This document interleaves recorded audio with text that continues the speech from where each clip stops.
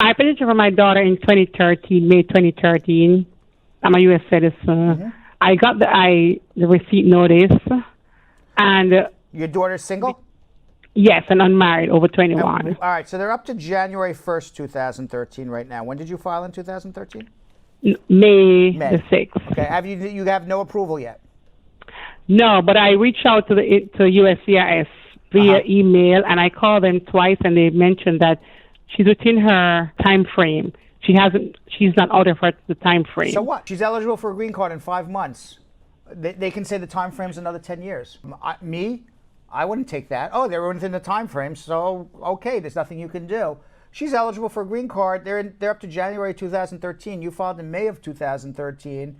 They're violating everybody's rights here because the case should be approved and should already be at the National Visa Center getting ready to schedule a visa appointment in 5 months from now. Right. So I think what you need to do is threaten to file a mandamus. Sue them. Let me write that down. Sue them. Sue them. Sue him. Sue them. So we have a mandamus song. Sue them. Sue him. That's what we remember of it. What's the document I need to do? There's not a document. It's a lawsuit. You need a lawyer to do it. But if I ever have a daughter, I'm going to name her Sue, and then is her middle name. Sue Bernstein. So, what's the what's the lawyer fee? What's the cost to the attorney to do it? Hold on one second. I mean, I don't know what our fees are. I have to find out more about your case. Okay. Hold on one second. Is it okay to file I-130 and I-14885? I'm trying to make sure I'm getting it right. I-485 at the same time? If you're married to a U.S. citizen and made a legal entry into America, absolutely. Okay, so if I'm married to a U.S. citizen, I could do that? Yes, it's called an adjustment. That's exactly what you do. Okay, and can I also file the I-765, the I-131, at the same time? affidavit, you do everything. I'm going to tell you something, Shay, by the way. Okay? You have, and I'm sure you're a smart lady, but you have asked the most basic immigration question you could ask. Okay. Okay. All right, so it shows to me, really, you're not sure what to do or how to do it or what you should be doing. When you file I'm not sure. I know that. I can tell from your question. When you file papers with immigration and you're not sure what you're doing, what you do is you screw yourself royally, because A, you're most likely doing it wrong, and when you're most likely doing it wrong, and at the minimum, you've delayed your case. At the maximum, you've gotten your case denied, and at the worst, you're getting yourself in deportation. So what I would suggest you do, based on the question that you've asked, is at the minimum here, have a consultation. Let us have one of our attorneys or myself go through the entire case, what you need to do, how you do it, et cetera, and then you can make a determination, I've got this, or maybe I need some help, okay? So hold on one second. I just want to ask a question. I'm calling for a friend. She went on an interview already, and they said they sent her back because they said they needed the tax paper for her and her husband to be on it. She did that, and she sent it back. How long after that will she get a reply or a response from them? Okay, who's them, and where's she at? From the USCIS. Okay, did she go on an interview? Yes. She went on an interview and she never submitted a tax return? She submitted a tax return. Her husband submitted a tax return which had him and their baby on it, but she wasn't on it because she didn't have... So basically he filed either single or had a household or wherever it was, so they had her go amend the tax returns and return them, which she did. They have up to 120 days to decide what to do. Okay, but when she went online to check the status, it's not saying anything. It just said they received the file and they're working on it. Okay. So is that okay? It just means that they have a very bad computer system. But they have 120 days from the time that they receive the amended tax returns to do one of three things. One, approve you. Two, deny you. Or three, schedule you for a new interview, for a Stokes interview. Those are your three options. If at 120 days they haven't made a decision, then you, as the person or the U.S. citizen or the person getting the green card, has two options. One, sit on your hands and wait for them to make a decision while they violate your rights. Or two, you file a mandamus. Okay. All right, hold on if you need more help. Can I get married in the States with a United States citizen with like ESTA visa? if you come to the United States on an ESTA and you get married within the first 90 days of your entry into America on an ESTA, or you come with the intention of getting married, you have committed a misrepresentation. It's even worse on an ESTA, because on an ESTA, if you file an adjustment and get denied, you don't even get the right to a deportation, you just really get deported. So the only way that an adjustment application would work if you enter the United States on an ESTA is you come to the United States on an ESTA for the purpose of visiting. And after 90 days, you say, I've changed my mind, and then file an adjustment. Only with the ESTA can only stay for 98, so what? Can I do that still? Well, again, I'll repeat myself. If you come to the United States and get married within 90 days, you've committed a misrepresentation. Your ESTA is only good for 90 days, but if you made a legal entry into America, even if you overstay on your ESTA, you're still eligible to adjust your status. So if you come for 90 days and you come to visit, and on day 91 or day 95 or day 100 or day 200 or day 10 million, it doesn't matter, you get married to a U.S. citizen in a bona fide marriage, you're eligible to adjust your status. If once you get married, you can't come on an ESTA anyway. Once you file an adjustment, your ESTA is done. Because an ESTA is for purpose of visiting. And a marriage is for purposes of getting a green card if you're in a bona fide marriage. Hey, does it mean I need to present a waiver still? It means you need a consultation. That's what it means, because I've explained it twice and you don't get it. So hold on. I have two questions to ask. 27 years ago, my dad, he was deported. He was 18 years old at the time, and on his criminal record, it shows that the charges were dismissed. Would we need a waiver because the case is at, and we see it's approved and all of that, so... Why was he deported? Why was he deported if the case was dismissed? He was here out of status? No, possession of a weapon. If he was found, if he was deported for possession of a weapon, that means he was convicted of a crime. So, and then you're telling me the case was dismissed. That doesn't make sense.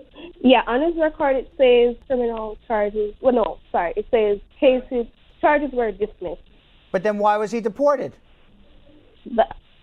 I don't know. Okay, so then you need a consultation. Because those two don't make any sense. If you have a green card and all the charges were dismissed, you don't have a criminal record, then you don't get deported. Right. Okay, if you have a green card and you found guilty of gun or whatever it is, then you get deported. You got deported because of a crime. It can't be then all charges dismissed. So something ain't mixing there. So I think, okay, my answer to you is if the man got deported, he needs a waiver for sure. Okay, because he needs a waiver for re-entry after deportation. Does he need two waivers? Most likely, because my guess is he wouldn't have been deported unless he had a criminal record. So you're reading this wrong. It's possible. Was this in Texas, by the way? Where was this? New York. New York? All charges dismissed? Yes.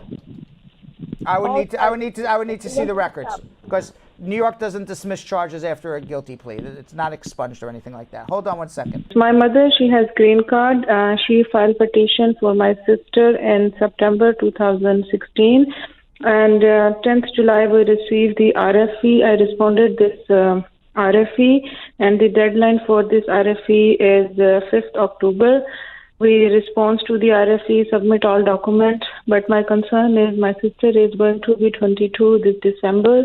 Is this any way can I expedite it for RFE, or they will move him to F2B if he turns 22 this December? Well, you get to add the time the I-130 took to get approved to his 21st birthday to keep him in the F2A category.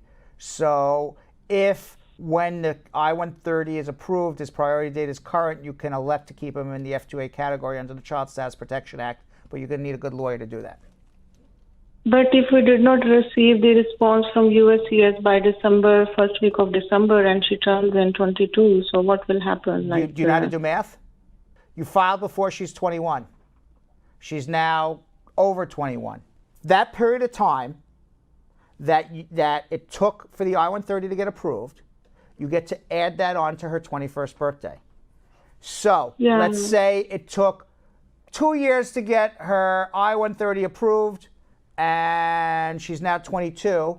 You get to add 2 years onto her 21st birthday to 23 to keep her in the F2A category under the Child Status Protection Act, and she's now 22, and I'm just doing hypothetical math.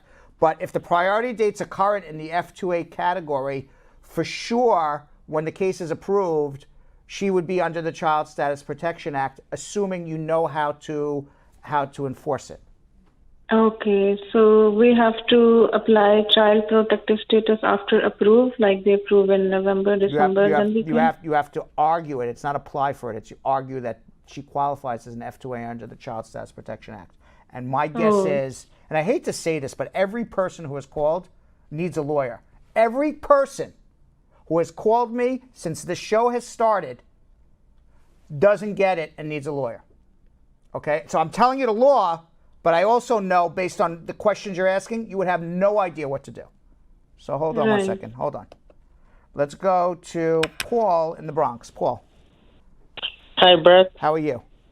Fine, thanks. I don't have a question. I'm just calling to congratulate and express you my deepest gratitude to you, Yo-Yo, and Benjokim for the hard work you're doing for us. Thank you so much. I appreciate it. That was just a nice call. Thank you, Paul. Really appreciate it. You're welcome. Appreciate it. On the behalf of me and my wife, right? We got married, and we're going in for our interview in 2 weeks. And I would like to know, because I am on parole and I have a warrant, right? I would like to know if that would affect our interview. Those are two different things. You're on parole and have a warrant. You have a warrant out for your arrest right now? Yes. Okay, if you have a warrant out for your arrest, they can come arrest you at the interview. So that's a huge problem. Okay. Wouldn't you know, if you're presenting yourself to the federal government and you have a warrant for your arrest, don't you think somebody from government's going to be there for you? Yeah. Yeah, hold on. I think you need more than immigration. You need a criminal defense attorney. Hold on. I have a conditional green card. Yes. And I wanted to know if it's easier for me to file for my 4-year-old or my husband, who's an American citizen. The U.S. husband will be faster. It will be easier for my husband to do? Correct, yes. Okay, another question. Will the affidavit of support law change on October 15th? That's what it looks like right now, unless there's a preliminary injunction stopping it. Okay, and on an interview for a minor, like a green card interview for a minor, what do they normally do? Do they ask minor questions or? They're not going to ask a 4-year-old anything. She just has to show up and be cute. But they will ask me questions in regards to... Yeah, maybe, yeah, if you're bringing her in. Oh, I don't know what happened to her. I'm calling because, I got married in 2017, February, and I filed my I-130, but I was a green card holder, and I did my citizenship at the same time, but I was approved for the citizenship in 2018. So I called them and updated that my status. Now, my I-130 was approved April 2019, and they told me it was sent to the NVC, but I haven't heard anything from them since April of 2019 till now. But you're in the United States. How come you're not adjusting your status? You're married to a citizen? Oh, no. I am the citizen. He's in Jamaica. My husband. Misunderstood. Okay. So it got transferred to the National Visa Center since when? April. And you haven't heard anything? Haven't heard anything. Okay. That's called visa delayed as a visa denied. They're delaying you for whatever reason. You need to get in touch with them to get them moving. You got to give them a kick in the butt, or you need to hire a lawyer to give them a kick in the butt. Okay. And how do I get in touch with them? Call them. Write them a letter. Say, the NVC? The National Visa Center, right. You write them a letter. They're in Portsmouth, New Hampshire. You say, here's my approval letter. Where's my packet 3? Where's my fee bills? Let's get this thing moving. Okay. All right. Thank you. Appreciate that. You're welcome. I have a question. I applied to adjust my status. My husband did it for me. He's a citizen. But I had moved, and I guess they said that I didn't update the address correctly. So I had to file over. Thing is, I filed over and everything. I got the receipt number, but is it possible for me to get a driver's license until I get the work permit? You need the work permit and social to get a driver's license. Okay. All right, so hang in there, and hopefully you'll get it soon. You know how long it takes? Because I got the receipt a month ago. 6 months. Okay. All right, sorry about that, but that's what it is. Please, I'm married to a U.S. citizen. Okay, I applied for application for employment authorization. So I think it's almost like 60 days, like 65 days. But I haven't gotten no reply. Like, right. They haven't updated in the website when I check it. Did you get a receipt? Yeah, I got a receipt. Right. I did my fingerprint already. They're supposed to do it in 90 days. They're taking over 180 days to do it these days. It's just welcome to Donald Trump land. Okay. Just hang in there. But maybe, am I going to get maybe like any updates at USCIS website? No, don't rely on the website to be up to date. I just want to know how long will it take. I'm in Florida. I got married in Florida to a U.S. citizen. I want to know how long it would take to divorce without kids. To do a divorce? Yeah. In Florida? Yeah. I don't know, 6 months. I don't know what an uncontested divorce in Florida takes. It depends on what county it is, but I would guess 6 months, 5 months. I don't know for sure because I don't do divorces in Florida. But if I had to take a guess. Okay. All right. Anything else? You don't do it for... I don't. No, I'm an immigration attorney in the United States. I could do a divorce in New York if I had to, but I don't do divorces in Florida. But my guess is 6 months. Okay. I don't know. All right. Thank you. You're welcome.